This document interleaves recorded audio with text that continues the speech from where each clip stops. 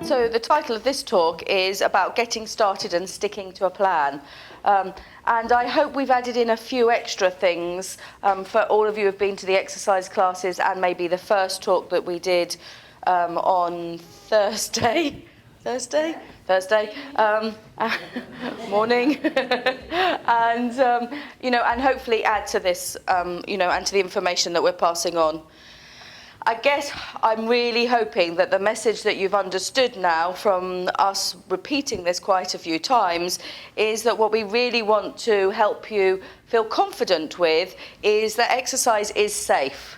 That's the most important thing, because I think there's been a large amount of messaging out there previously that exercise was not safe. But there's lots of research and lots of clinical experience over many, many years that actually shows that exercise is entirely safe for all forms of myositis. It's also effective.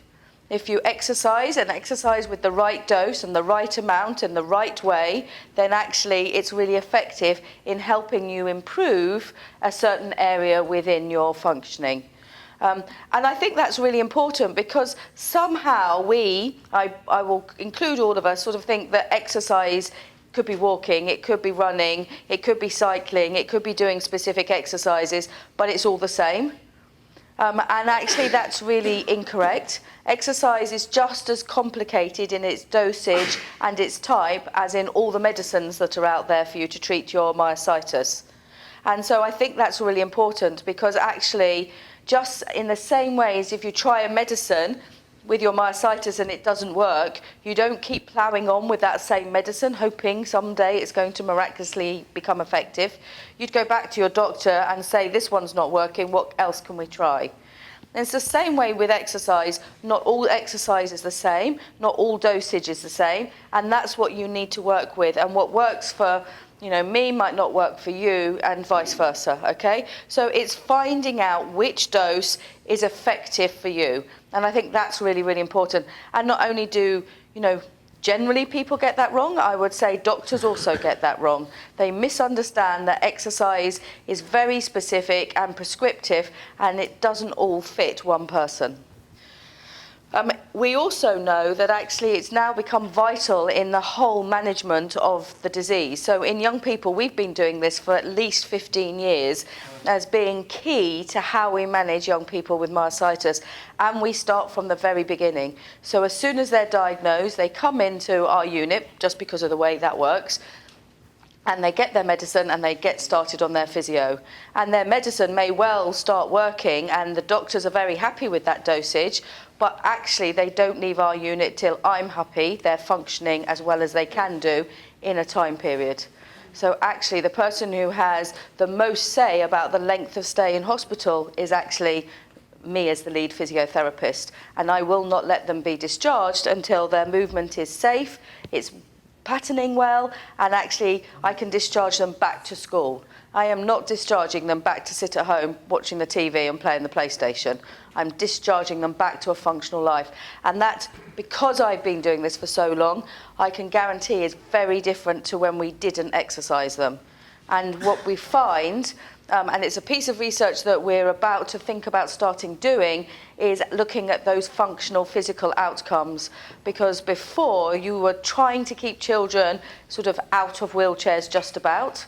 Now I'm keeping them in rugby teams and football teams and, full-time school. And for me, that means that's an enormous success. That's not only physio, that's obviously better medication, but that combination is very clearly better.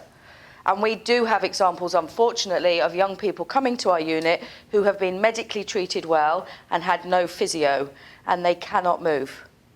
So even though those are case studies, and we don't want them, but we have those repeated again and again just to reaffirm my total belief that this is a vital part of their treatment.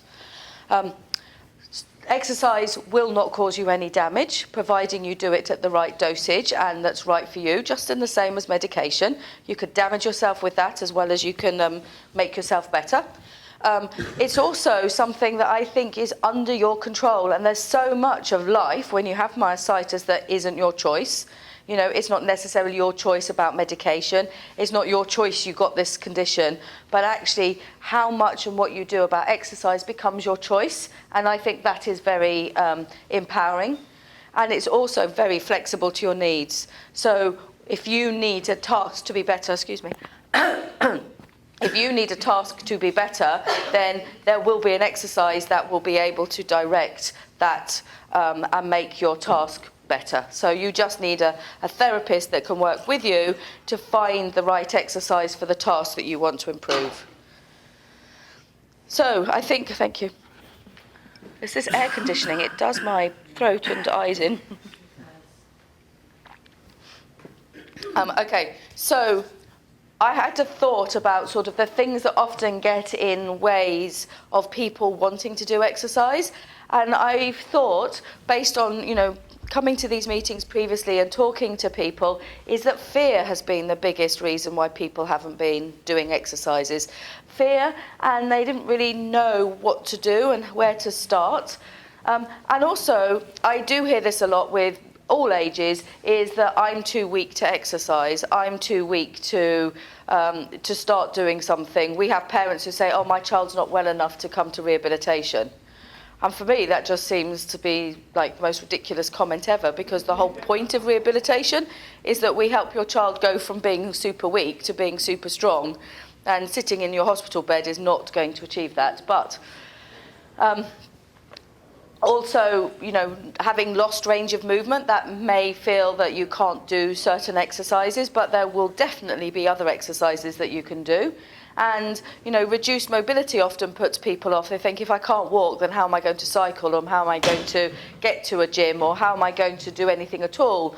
But hopefully you realise that there's tons of different exercises, and you can do them on the bed and on the chair and on the floor if you can get on and off the floor. You can go to the gym, or you can go to the swimming pool. There's like every option available, and you just need to work with somebody who's as open-minded as you're going to be now and find that solution.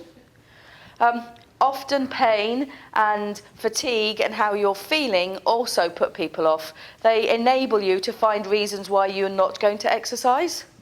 They give you sort of an excuse of, like, I'm really tired today, so I think I won't exercise because it'll make me more tired. Or I'm in pain, so I'm not going to exercise because it'll give me more pain. Or I'm feeling really miserable, so I think I won't do my exercises. Exercise has been proven to improve pain, improve your energy levels, and improve your mood. So actually what you need to then perceive exercise as being is, if you're feeling all three, one of them, two of them, is that actually exercise is your treatment to help you get out of that feeling, get out of pain, get out of feeling miserable, give you some more energy. And so, you know, again, I've just wiped another excuse as to why you can't do an exercise program away. And so hopefully you can have the confidence and the power to say, well, actually I do have something to do about these negative, you know, emotions and thoughts and feelings that I've got. I think also emotionally, like, not believing in yourself, not believing in the fact that you maybe have some control over this disease. You know, I can only stand here as a physiotherapist. I can only imagine how devastating it must be to have this type of diagnosis. But standing here as a physio, I can be objective for you, and I can be optimistic for you, and I can give you options to enable you to take some control of the thing that you had no control over in the beginning. And I think that that's a very powerful thing for you, to be able to go away and think, actually, there is stuff I can do. I may not be able to be exactly how I was before, but I can be better than I am now. And for me, that's a really positive way of thinking. I also get that maybe lots of you have absolutely no idea how to start and no idea where to begin. And I think that's very challenging as well. Now, the exercises that may or may not be on the website, I've heard all options over the last few days. Oh, they are now. Superb. Excellent. They are a place to start, okay? What's super important is you don't think they are the only thing to do, all right? They're just examples from a research project, so they had to be standardized, they had to be specific, but they're not the limitation on everything. So if you don't know where to start, they're a great place to give you some confidence. But if you really don't know where to start, going to a physiotherapist actually is probably going to be the safest and most encouraging way forwards.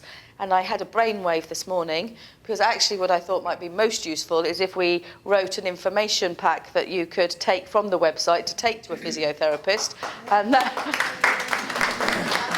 it's amazing what you think of at 6 o'clock in the morning. Anyway, that's what I thought. I didn't have time to share that with Helena, but that's what we're going to do.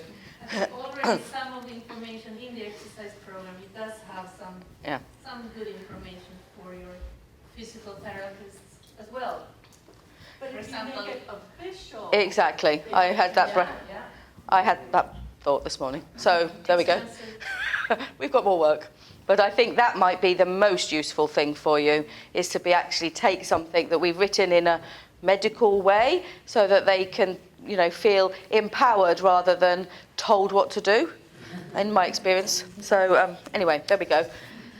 And I think the other thing is sort of understanding yourself, understanding that there is a future, that there is a way of being better than you are, and that it's just working in order to find that way forwards.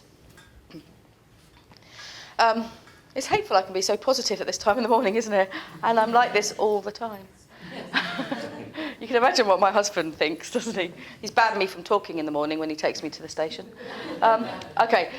So I think what's also really important is having knowledge, having understanding about exercise, so believing in it, and having belief in yourself that you can do something about this, that you are able to take control, that even if you start with one small area of your body to be the place that you start in improving, then actually that's a step forwards and that's a positive experience. So it's really, important that actually you do start believing in yourself and trusting that there's something else that can be done. And actually what I hope you've heard throughout all of these days is that you don't have to be scared of exercise. We're not suggesting that you go off and run a marathon or climb Mount Everest, that actually if you do the exercises correctly and well, and if you start with the website exercises, you will not do any harm, okay? Doing nothing will cause you more harm than doing something. And I think that's a really powerful message, and something that everybody really needs to engage in as well. And of course, you need to be safe doing the exercises, so don't choose. Somebody yesterday, and I don't think he's here, suggested that he went on a treadmill and did his arm exercises at the same time. And I was a little terrified. So don't do that. Because you need to be safe as well. So, exercises can be safe or they can be dangerous, but don't choose dangerous exercises, okay? Choose safe ones. And I've talked about where to start, and I now have an idea, so that's good. I guess what we're also trying to impart is this philosophy, is that the disease, your myositis, actually belongs to you. So rather than having the idea of waiting for the doctor to control your disease and then you can be better and do more things, it's actually taking another stance on this, in that I can control my disease, then I can use my body, and it empowers you to be much more in control of what you're doing, so that you're much more aware of your limitations and then what you're going to do about it, rather than waiting 3 months to see the doctor and take the problem to him, and then him not necessarily being able, or her, being able to help you. So the other things that I think are important to sort of just acknowledge is that everyone's quite nervous of what pain means, and everyone tends to get an experience of pain after they exercise. And what we talked about at the beginning of the conference is actually that generally the pain you get after exercise is great. It's actually telling you that you've actually challenged your muscles, you've made them work a little bit harder, and it's a normal response of muscles for all human beings to get that type of pain response when their muscles are growing and developing a little bit more. So rather than it telling you that you've inflamed your muscles or you've made your disease worse or you've made everything worse, you're actually beginning to the process of making everything better. And we've talked a lot, and I won't keep going on, about the fact about not starting. So I think if we come up with something you could take to any physical therapist, I personally think a musculoskeletal physio, but because they have better understanding of joints and muscles, but you may think differently. Yes? Can you say a few words about pain? I'm about to. Okay. I believe I'm about to, yes.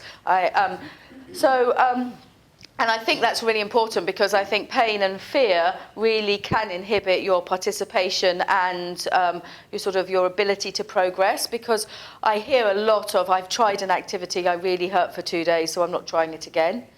When in fact, for me, that would say that you tried an activity, you got exactly the right activity because you can't do it and it's caused your muscles to respond, therefore you should do it more often, so that actually the activity becomes easier. And then when it becomes easier and you don't get this delayed onset pain afterwards, then you need to up the activity or change the activity so that you do end up with this response. Because it's actually quite a good response to let you know that you've done something good to your joints and your muscles.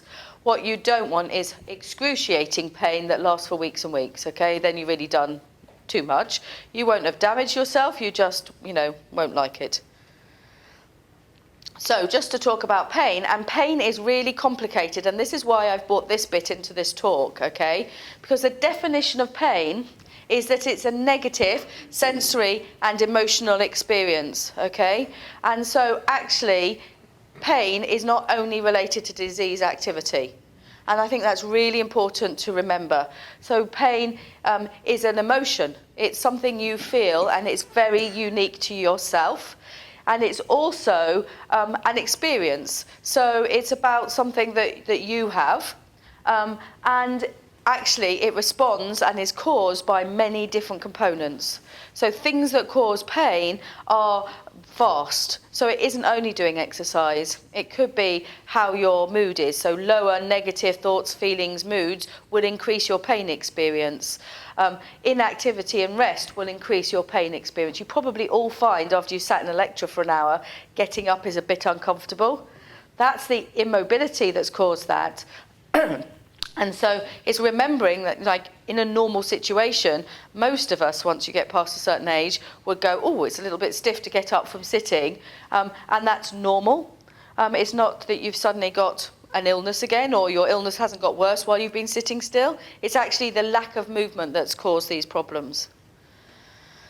And so actually, it's thinking about, at any point in time, if your pain is worse, are there other things other than your disease that could be contributing to it? Because that's something that we have to work really hard on with managing young people, is that, they might be having a tough time at school, they might have just had an argument with their best friend, their parents might be nagging them, and actually their pain may have increased because of all of those factors, nothing to do with their disease. So we actually wouldn't be helping them if what we do is up their methotrexate. Because actually the problem related to their increase in pain experience is much more emotional and much less disease related. And so we would think about all the things in their life that may contribute to their experience of pain and help them become aware of those things so that they can address the right thing and not the wrong thing. So that they're not treating every symptom of pain with medication. That there are many other ways of dealing with that. And I think that, on this slide, hopefully it gives you lots of sort of ideas of the types of things that you could be thinking around your experience of pain. And I'm sure you can probably recognise in yourself that there are sometimes your pain is better and worse, and it may well be much more related to your mood and your thoughts and your feelings. And this is just a slide just to sort of indicate that. So if this is all the pain that you're feeling, then actually, at any one point in time, it's bound to be due to a multitude of things. So it may well be due to some of your disease activity, it may be muscle weakness, it may be tiredness, it may be because you're not moving enough, it may be because you're lonely or sad or whatever. And so actually, if you only treat it with medication, you're only going to get a fraction of the symptom managed. Whereas if you recognise that pain has lots of components to it, then actually it gives you a whole bunch of other things that you can do about it that gives you much more control over that sensation. So I'm not saying you can get rid of it completely, but you can manage it much more efficiently. So even in an inflammatory disease like myositis, we tend to think of everything in the biopsychosocial model. Has anyone heard of that?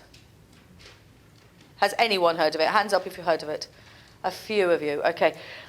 So luckily, it's exactly what it says. So it's actually taking every person and thinking about their biology, so what's happening to their body, their disease, but also thinking about what's happening to their thoughts and feelings, and then what's happening to their social environment, and recognizing that you aren't only a disease, that you're actually a whole person, and how you live your life is going to have a massive influence on your disease activity, just as much as your disease activity will have an impact on all of those other things.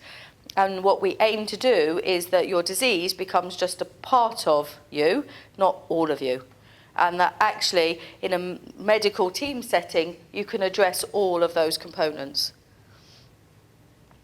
I've put up here, there's been quite a lot of research looking at why people find it difficult to engage in a self-management program, and I won't go through it all. It will just be, it'll definitely be on the website, so you can read through this and really just sort of have a think. Do any of these things influence you? Are they anything that you recognise in why you would why would it make it difficult for you to start with a self-management or a recovery program? And then it's thinking about how you can overcome those obstacles. You know, who would you need to help you manage those obstacles? You know, what would you need to change? What would you need to do differently? Is it use your friends? Is it use your family? Is it find a physiotherapist? Is it have more information on a website? And actually really assess what's stopping you doing these things and how could you problem solve to overcome them. And I think then you end up with an even better control of sort of how you're going to manage your disease that gives you control over it. And so just to reiterate what I said, this is a list of the things that actually will increase your pain and reduce your function. And actually, they're not really related necessarily to your disease. Of course, if your disease has a flare, that will have a massive impact, but it'll have an impact on all of these things as well. So it's just being aware of that. And so the answer to the symptoms that this causes is to do the opposite. So, you know, to exercise, to keep moving, to find, you know, distraction techniques, to find a way to look after your thoughts and your feelings so they become much more positive, to have a very good sleep-wake cycle. Sleeping in the middle of the afternoon is not necessarily the right thing to do. You may be better off exercising in the middle of the afternoon because actually exercise gives you more energy. So it's just having a think about, if you're really struggling with your life, how could you do it differently to make your life easier? And it may be slightly the opposite of what you've been thinking. But actually, the stronger your muscles are, the fitter your muscles are, the better that's going to be for you. And what we really advocate is you having an idea of all sorts of things you can do to help yourself. We call it the comfort toolbox. Because it's actually thinking about things you can do in your life that give you the most comfort, you know, both physically and emotionally, and how you can use those at any point. We do get our young people to write them down with their parents and have a list and work from a list to begin with until they've got the hang of it. And then once they've got the hang of it, then they don't need to keep going back to their list. But quite often, if you're having a moment of like large amounts of pain and tiredness and you're feeling really miserable, you actually can't think of all the positive things you'd come up with before. So it's quite nice to go back to that list that you've made that goes, oh, actually, I did think that maybe listening to my music would be a really good option, or, you know, going swimming would be a good option. So why don't I just go and do one of those things? Because I identified those as being helpful, so maybe I should just go and use them. Anyway, there are things for you to think about and to try. So I think the sort of real idea is to think about reasons that you can do the exercises and activity and not reasons why you can't. Because actually not doing them is, as I've said, going to do you more harm, not good, okay? I think one of the other things is to think about how you can use other people around you to help you with these tasks. It's thinking about using your partners or your friends as coaches, so as a way of helping you remain motivated. For those carers who came yesterday, one of our key messages was about them also taking care of themselves, so that you end up, I'm sure it's very difficult. It's very difficult often in our families. You know, mothers can't be mothers and their daughters can't be daughters because they end up being exercise coaches and resistant exercisers. And so you end up altering those types of relationships, and it must be similar sometimes for you in your relationships. So it would be identifying how there are times when your partner can be your coach and then go back to being your partner. So that might just take a bit of conversation and a bit of organising so that, you know, you do still keep all the different components of your relationship.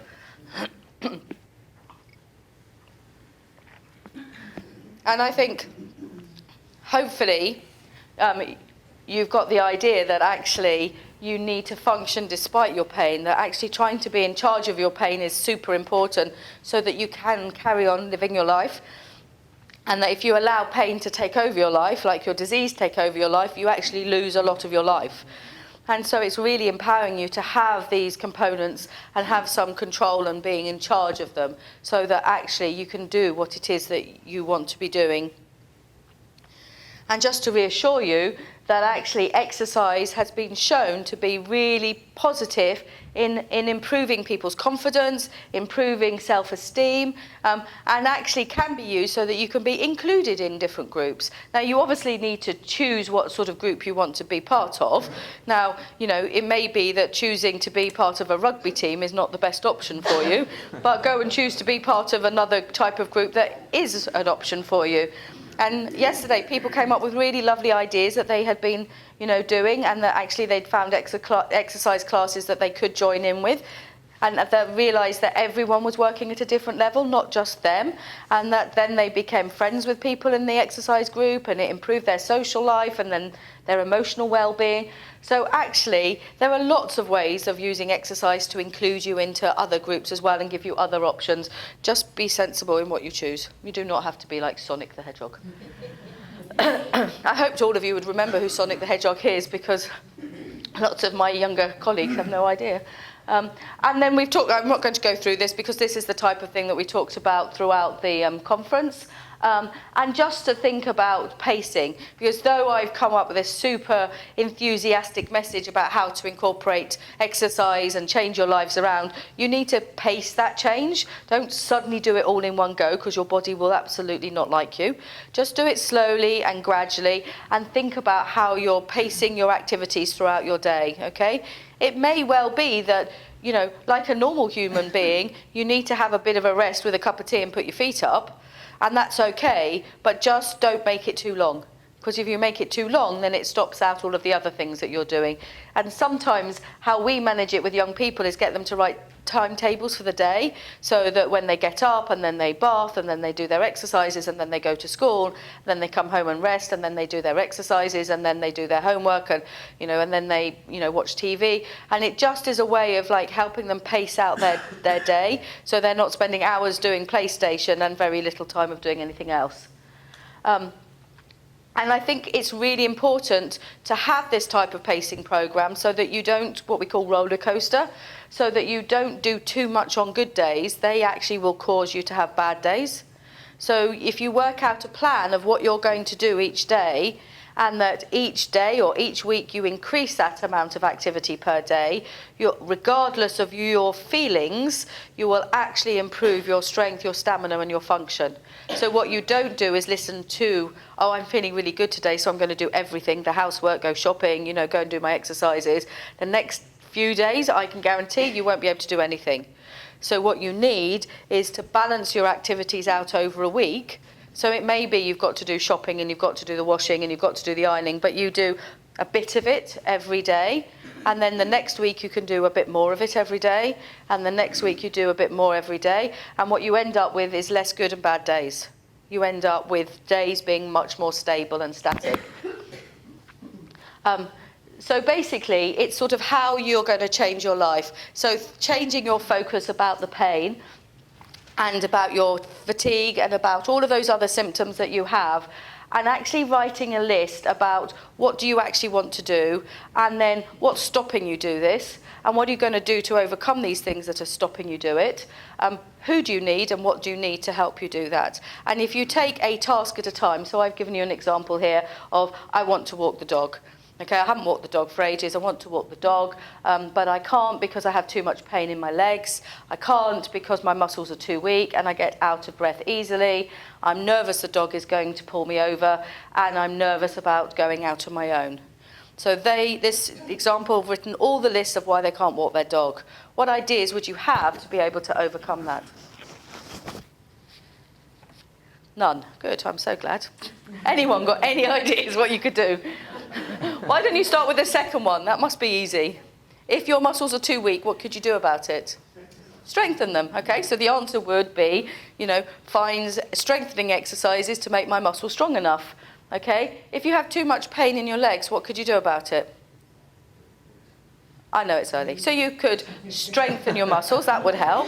You could find distraction techniques so that not only are you walking the dog, you could be listening to music, or you could, have ways of distracting yourself from your pain so that you can do the task. If you get out of breath easily, what could you do? Sorry, everyone shouted at once. Having no one spoken, now everyone speaks. One at a time. Don't go as far. Excellent. Take a rest, yeah. Maybe there's a bench that you could walk to, have a rest, and then another bench you could walk to. Or maybe if you're starting out, you could take your strollers that you can sit on and then plan rest. Don't wait till you're exhausted and go, I'm going to walk for 5 minutes and then I'll sit and get my breath back and then I'll walk for a few minutes. Or walk the dog to a park where you could let him off the lead and you can be sitting down and he can have a run around and then you can do your walk back. You need to plan these things. I generally find that we're all fairly rubbish at planning stuff, and we sort of barge head first into stuff and then realise that we're not quite equipped for it all, and then we have to backtrack. I think it's changing that around and just planning those types of things. I'm nervous a dog is going to pull me over. Well, train your dog not to pull. It may be that you've let your dog get away with pulling, and therefore you need to do something about making sure your dog behaves well, because that's perfectly possible as well. Sorry? Yeah, get a smaller dog, yes. Take somebody with you on the walk. Exactly. So there must be a buddy that you can find that starts this process being confident with you so that you can actually gain, and if you hadn't sat down and thought about all the reasons why you're not walking the dog, you wouldn't have been able to come up with all of these solutions. So it's just thinking about all of that. I think this is yours, isn't it?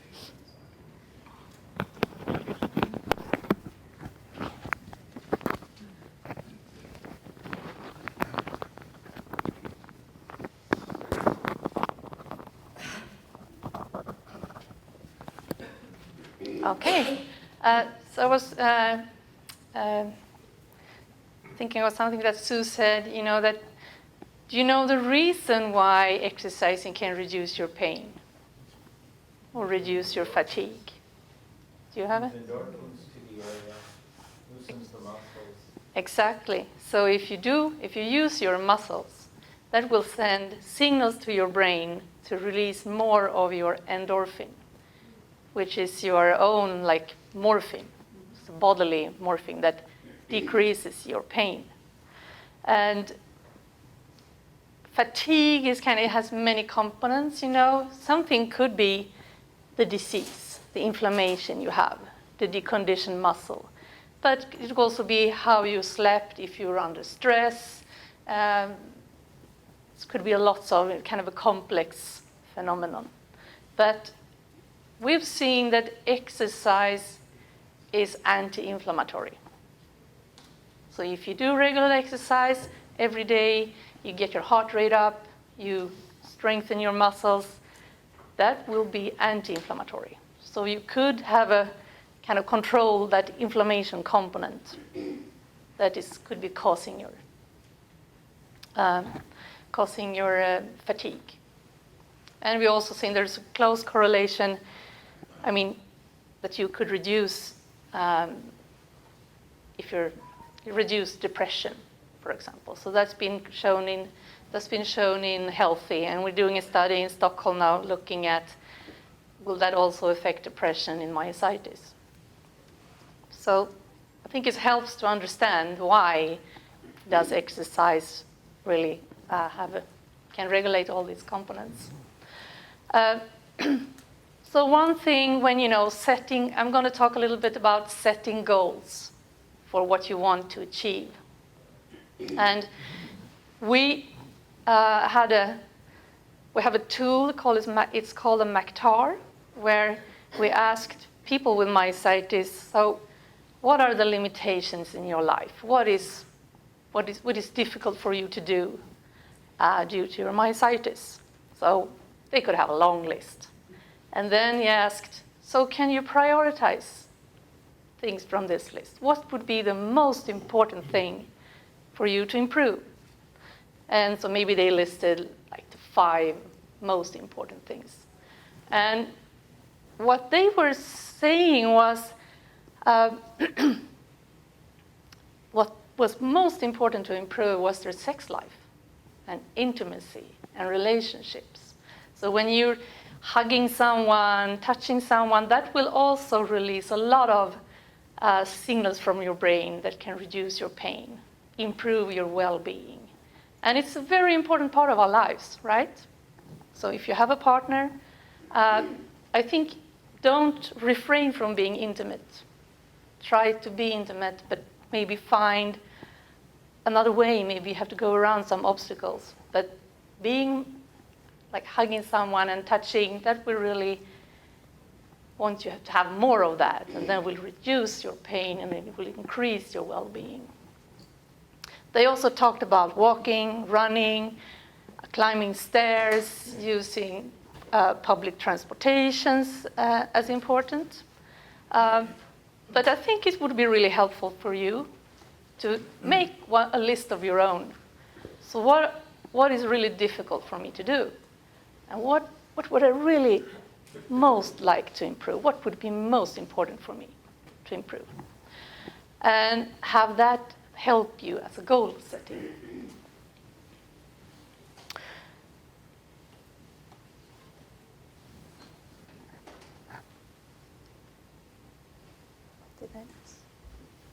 So there is a way to help you to set goals. It's called SMART. You have to set SMART goals for your exercise. So they have to be specific.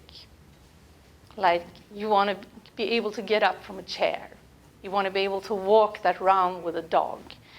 So something really concrete, something specific.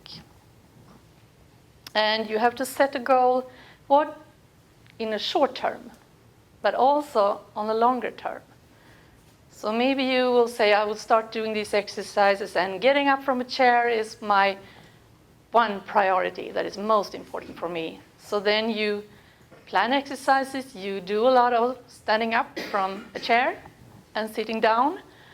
So you can say, well, in 4 weeks, I will be able to get up from a chair that is this high, or a chair without arm support.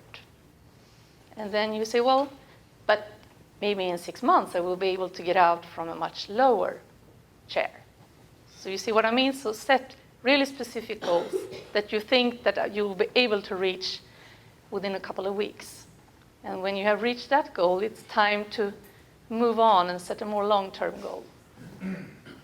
It has to be measurable. So maybe it's one measure could be, well, how exciting is it for you to get out of this chair? Is it really, really excruciating, difficult? Or can you have like a scale or something? So say after 2 weeks, well, it's getting easier. I don't say it's the extreme exertion anymore. Well, now it's kind of more of a moderate exertion. It's getting easier. Or I can do it more times. I can get up and down from this chair 10 times now in the same amount of time compared to 1 time or twice when I started. And it has to be attainable, and that has to do with how important it is for you. So if you're going to start exercising, you have to have goals that are really important to you. There's something that you really want to achieve. And they have to be realistic. So Sue, we're talking about rugby. Maybe that is not a realistic goal. But maybe out walking the dog or go to a dancing activity or whatever it might be that you think that, oh, this is actually something that I'll be able to do. And also timely. Set a time frame. Within a month, I want to be able to walk my dog. Or within a month, I want to be able to get out of this chair. So set your own SMART goals. And you can have an exercise diary. You can make it on the computer, or you can make paper sheets and fill in how much you do and what did you achieve this week. So you already, it's easier for you to see an improvement that way. Because it can be really difficult to remember, well, how was it 3 months ago? Do you agree? But if you can go back in your exercise diary and say, oh, 4 months ago I couldn't do this. Now I'm doing it. And that will hopefully encourage you so you set new goals and strive towards your goals.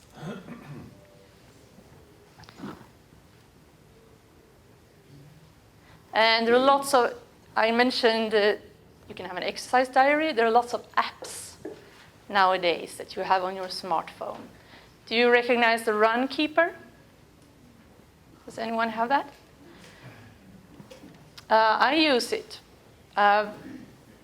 If I'm out walking or running, I can I go into my app and I say, today I'm going walking.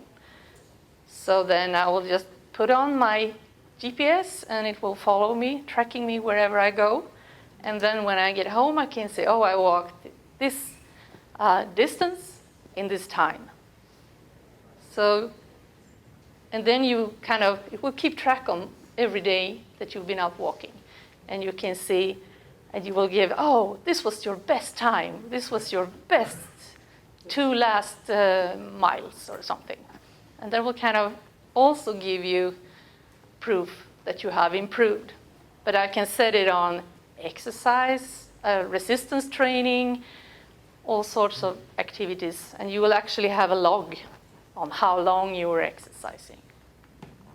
But this is just one example of all the... And I've learned that there are Facebook support groups. Is anyone part of those here? Yeah. So what are they called again? Do you know?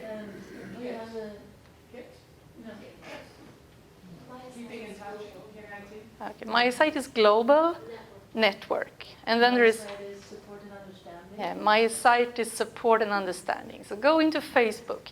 There you can find other people with your diagnosis. And maybe you find someone close to you so that you can befriend, and maybe you can be physically active together. Maybe you can support each other. We have in Sweden, it's called a TRAP. It was originally developed for RA, but now there are small groups within this system that are working together with all types of diagnosis. So you can kind of say, hello, I want to be a part of this. And so you will kind of be put in a group, for example, a group of myositis. And then these 10 people are supposed to support each other. So they go in and log, oh, I did this today, and today I went, I could walk much longer than I've ever been able to walk before. And then everybody go, yay, good work. Well, that's a good idea. I want to try that. Can we do that together? So there are lots of different ways for you to support each other. Hello. Yes? There's a Facebook group called Myositis Exercising Your Way. Myositis Exercising Your Way. Myositis Exercising Your Way. Thank you. And if possible, have contact with your physical therapist from time to time. And I think it was a lovely idea. We're going to put up some good material for your PTs to read into so they can help you better. There are some publications up, and I will ask Linda to put up a review on exercise on all types of myositis that I wrote last year. So your PT can go in and see, oh, for this you have IBM, say. So, okay, this is the evidence that we have for exercise, and there are examples of exercise programs that you can do.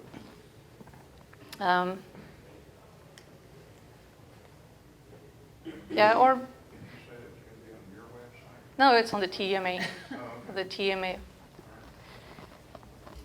And of course, family, friends, if you're at work, is there a possibility to exercise when you're at work? So try to really, as Sue said, do this list. What possibilities do I have to be physically active and to exercise? And what's stopping me?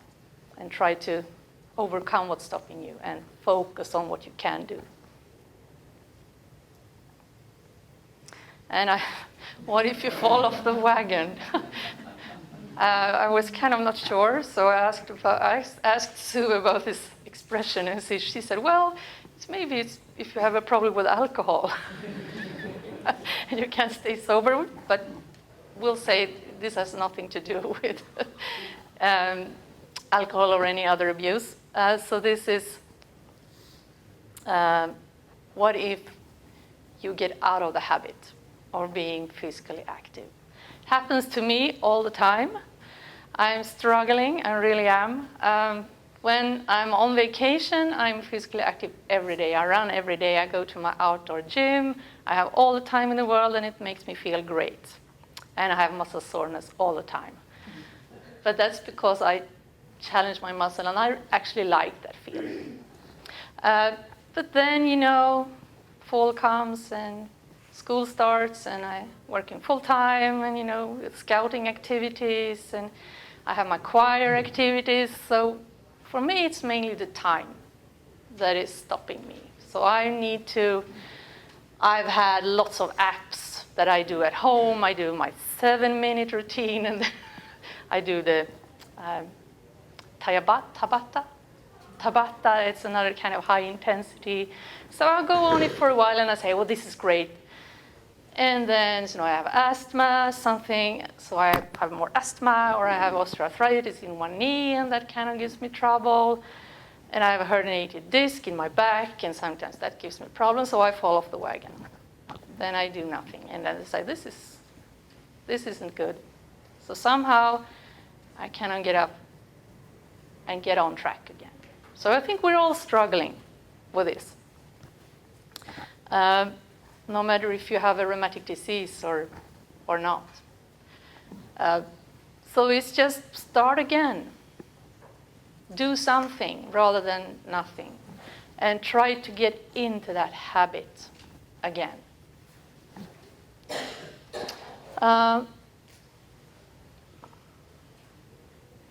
And try not to do too much too soon if you haven't been exercising for a while.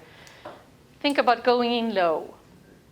Do something, not exerting you so much. And when you're in that habit and you're on the wagon again, you're on track again, well, then start to build, progress, do more. And hopefully you will stay on a more long term. Because if you're regularly physically active, more than 6 months, that will have a positive effect on your blood pressure.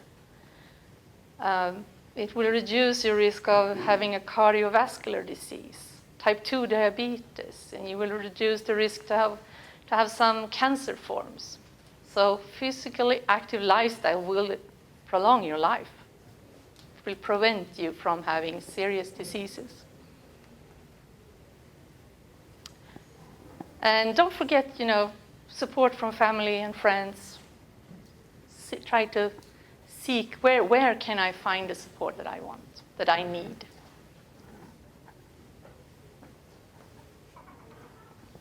And again, you have to have a balance on activity and rest. So you have to be able to incorporate your exercise program in your daily life. So even though you do exercises before lunch, if you have to lay down the rest of the day, you have done too much. So you have to be able to do your exercise and also be able to do the other things that you must do in a day or want to do in a day.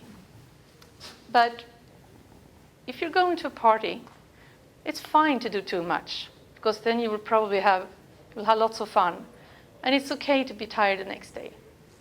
So we've been doing focus groups with patients with myositis. They say, well, I have to refrain from a lot of activities that I want to do because I'm fatigued and I have muscle weakness. But they also say, well, it is important to try to pick the cherries in life, do those things that you really enjoy. And then no matter what, if you're tired the next day. Do you agree? And then there is some devices that can help you to preserve and save your energy. So these are just some examples of what you can do to help you opening jars or holding onto a knife and fork.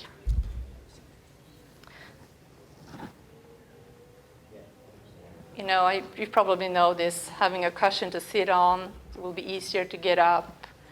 Having one of these, if you drop something, you can't go down on the floor. Use it to preserve your energy. And if you have problems with, if your wrists are weak, or if you have pain, you can use one of these that will give your wrist support and will probably give your hands a little bit more strength than if you're trying to do something without those wrists. And we have this toe-off ankle orthosis. I know Joe have them. And they can help you lift up your toes and have a better normal walk. So if that enables you to take those walks and to walk with these dogs, I think it's a really, really good idea. So any assisted device or orthosis that makes you be more active, that's a good idea.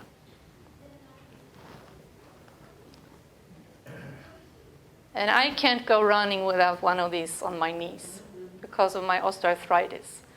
That will give me pain. But this orthosis gives my knee a little compression. And you know, in our joints, we have receptors telling my brain. So now I'm pretty certain my elbow is in 90 degrees. Is that correct? That's because I don't look at my elbow, but I have sensors in my elbow telling my brain what angle. Now I know it's very much bent, and now it's almost straightened. But if you have, for example, osteoarthritis, that system won't work very well. So this compression over your knee can help compensate and give you a better control over your knee. And I think that's why it prevents me from having pain. I wouldn't be out running if I didn't have them. So I think it's a good idea for you to have them, and that might make it easier for you to walk or bike your stationary bike or do whatever you want and have to do.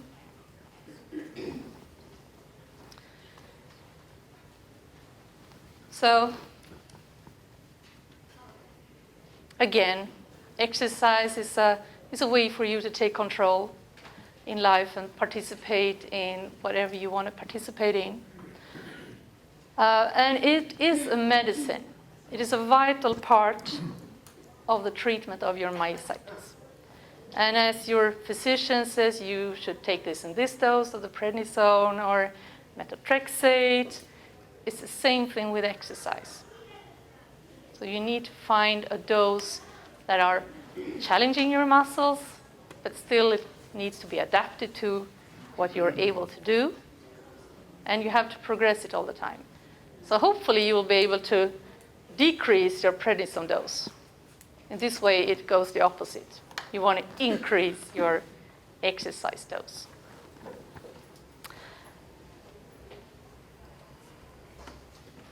Yeah, effective pain management. And we were talking about acupuncture yesterday. And that could be a non-medication way to treat your pain.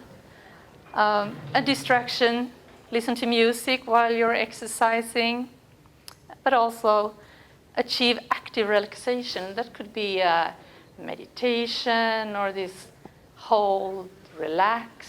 So there are a lot of active relaxation methods out there that you can try. Yes? Did you say acupuncture? Acupuncture, yeah. Try to measure what happens with your function. Does it improve and help that to set new goals? Well, and Sue also talked about having positive thinking, looking more to what am I able to do in terms of what am I not able to do. So we're actually out of time, and we're planning on if you wanted to turn to someone and just share some experience of exercise, or we'll have a couple of minutes if you like. Yeah, we do have time for questions as well.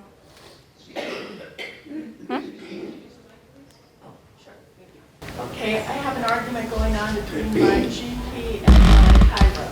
My chiro says cold, my GP says hot. Okay, so for dermatomyositis, is there one preferred treatment? Do you mean on your muscles? On the muscles, because you get the pain from walking and doing pushing, but... Well, that's a kind of a difficult one. I would say if you're straining a muscle, like if you're pulling if you have a cramp or if you're straining a muscle when doing activity, I would suggest you put on a cold pack to reduce the swelling and heal up easier. But if you're having pain in your neck muscles, maybe they need a little more circulation, and that maybe would be nice with a hot pack. So I think it depends on, if you have joint swelling, you would definitely not want to put heat on. You want to put ice on them. So I think it depends on what problem you want to... Which you prefer? Yeah, which you prefer. Really the cold seems to help more, but, Use that. Because I think both of them have very similar responses. They'll change your blood flow. And I mean, what I've learned with the children is that some of them love the ice and hate the heat. And therefore, I would tell them to use what they like, because then they're going to use it and the effects will be positive. So whichever one you think will suit you better for whichever bit of the body you're treating, then use that one. Because both of them will have a very similar effect and neither of them will cause you any harm. Well, that's the big question. Am I getting down? No, not at all. It's supposed to be comfort. So if if ice just makes you go, oh my word, that's worse, then don't use that, use the heat. So it's your choice. Precisely what my GP told me. Excellent. Good GP. Yes, certainly. So I was told with weightlifting, It's not actually on. you can say, we can repeat the question. Yeah, you were told with weightlifting. That the way it works is when you lift weights, you break down the muscle, and with this disease, when you lift weights, you break down the muscle, it won't build up again. So weightlifting. So that's not true in any shape, way or form.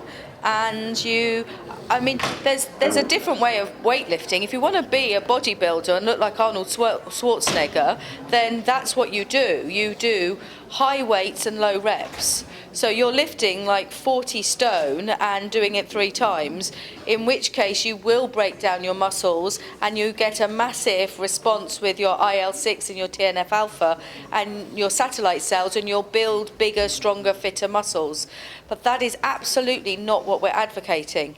So if you do high reps and low weights, that does not break down your muscle fibers. That stimulates your satellite cells to make your muscle fibers stronger, fitter, and to bring new ones in to repair the damaged ones.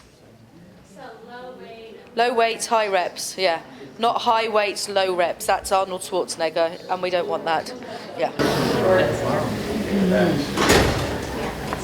Sometimes when I walk, I try to walk a mile. I've been doing it because it's been so hot. But afterwards, I don't feel pain, but my muscles tingle, and that just kind of, I mean, what is that? Why do you do that? It's physical. I recognize that. There are many patients telling me about this tingling sensation, and I haven't really figured out what that is. Maybe it's increased circulation. That is one theory that I have been thinking about. So I would... No, I don't think so. People also have all sorts of different sensations, and they're all, if you know that you can walk a mile, then it's a good sensation. My suggestion is you start walking 1.25 miles, and then you do 1.5 miles, and then you do 1.75 miles, and you'll find that when you go and try the mile again, you won't get that tingling, and it'll be super easy. Because I think you've plateaued, and the problem with plateauing is that actually, unless you do more, the tendency is for you to start declining again. So you constantly need to sort of keep pushing and keep pushing. I guess how we portray it to the children is that actually if they've got this disease, we want them to be stronger than average, to be able to overcome it. So actually, and Joe standing next to you is a prime example of doing much more than average in order to be able to function averagely in his everyday life. So the amount of walking he does is extraordinary, but it's in order for him to be able to function well. Yep.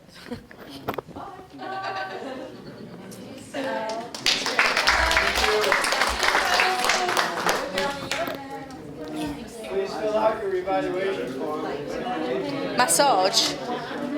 So massage is absolutely fine. I wouldn't go for a deep tissue massage if you've got, an active disease going on, because that's really quite a strong, intensive type of massage. But if you wanted to go for, a nice, gentle, relaxing massage, then I don't have any reason why that wouldn't be nice, comfortable, and very pleasant. But deep tissue massage is really done for sports people, and I wouldn't want to do it either.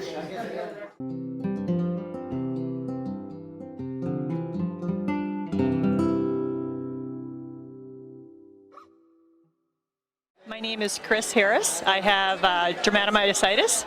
I was first diagnosed in 2005.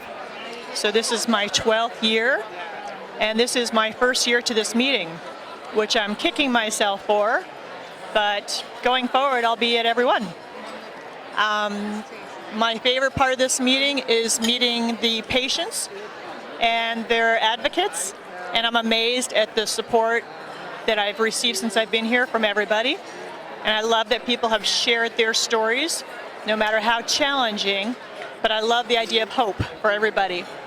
And my second favorite part of this meeting is the individuals who have donated their time to move this disease forward and try to find a cure, which includes everybody with the Myositis Foundation as well as the panel.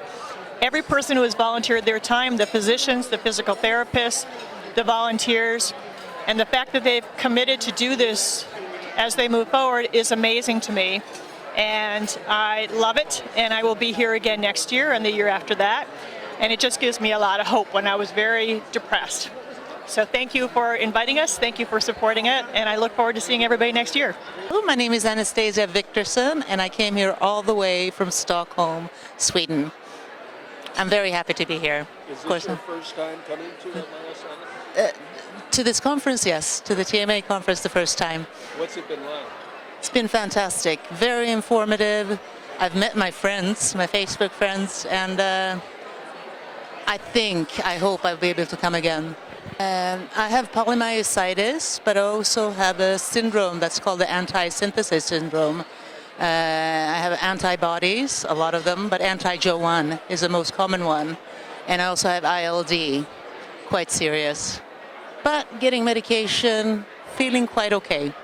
The doctor saved my life. Yeah, very good information. And it's also nice to see the persons. I read a lot. It's also nice to see them in real life, to be able to interact with the doctors. Yes, I'm just happy to be here, having met you too. Take care. And everybody else that hasn't been here, hasn't gotten a chance, please try, because this was really worth it. It's beyond my expectations, really.